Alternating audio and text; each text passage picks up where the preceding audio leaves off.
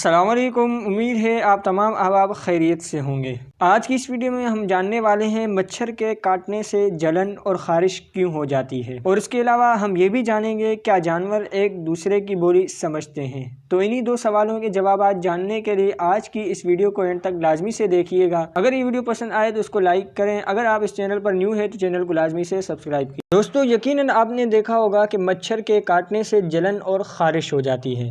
इसके पीछे वजह क्या है, आज की इस वीडियो में हम जानेंगे। इंसान की जिल्द पर मच्छर काटने से जलन और खुजली वाला जो धब्बा या बदी पड़ती है, वो दरअसल कीड़े की थूक के खिलाफ बदन के रद्द अमल का नतीजा है। मच्छर की थूक और उससे पैदा होने वाली एलर्जी इंसानी खून को जमने से रोकती है, जिससे मच्छर अपनी ज़रूरत के मुताबिक खून पी लेता है। दरअसल मच्छर के लिए काटना मुमकिन ही नहीं, क्योंकि उसका जबड़ा इस मकसद के लिए खुल ही नहीं सकता। इसकी सूंड के ऐन दरमियान 6 अदद बारीक तरीन सुइयाँ होती हैं। ये तेज़ खंजर जैसी सुइयाँ मच्छर के निचले होंठ की हिफाजत या हसार में होती हैं। अपनी कार्रवाई के दौरान मच्छर का निचला होंठ एक तरफ हटते हुए उन्हें राह देता है और सुइयाँ शिकार की जिल्द में पेवस्त हो जाती हैं। सुइयों के बनाए हुए ज़ख्मों से मच्छर की थूक इंसानी जल्द में दाखिल होकर खून को जमने से रोकती है और वो अपनी भूख प्यास मिटा लेता है।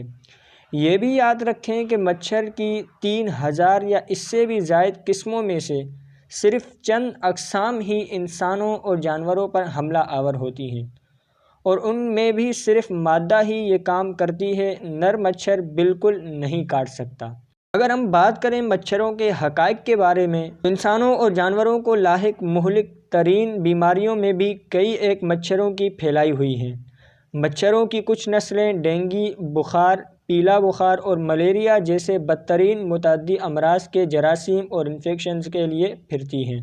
दूसरा सवाल यकीनन हमारे जहन में भी आता है, क्या जानवर एक दूसरे की बोली समझ सकते हैं या नहीं। उसके बारे में हक़ाइक़ ये हैं, अगरचे जानवर आपस में बातचीत नहीं कर सकते, लेकिन वो अपनी हरकातों, सकनात और शोर शराबे से एक दूसरे को पैगामात देते भी हैं और उन्हें समझ भी लेते हैं। हम इंसान आपस में आवाज़ों, तअस्सुरात, इशारों, किनायों और अंदाज से बहुत कुछ समझा बुझा लेते हैं।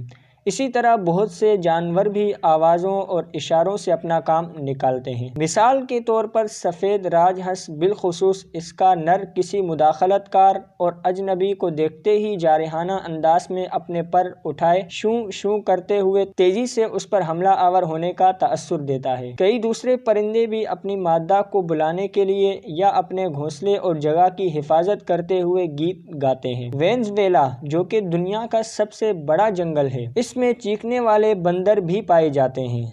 वो दरअसल अपने इलाके की हिफाजत और दिफा के लिए ही चीखते हैं। जानवर अपनी बू भी एक दूसरे से मिलाप और पैगाम के लिए इस्तेमाल करते हैं। बहुत से एनिमल्स अपनी जगहों की हदबंदी और निशानदेही खुशबुओं से करते हैं।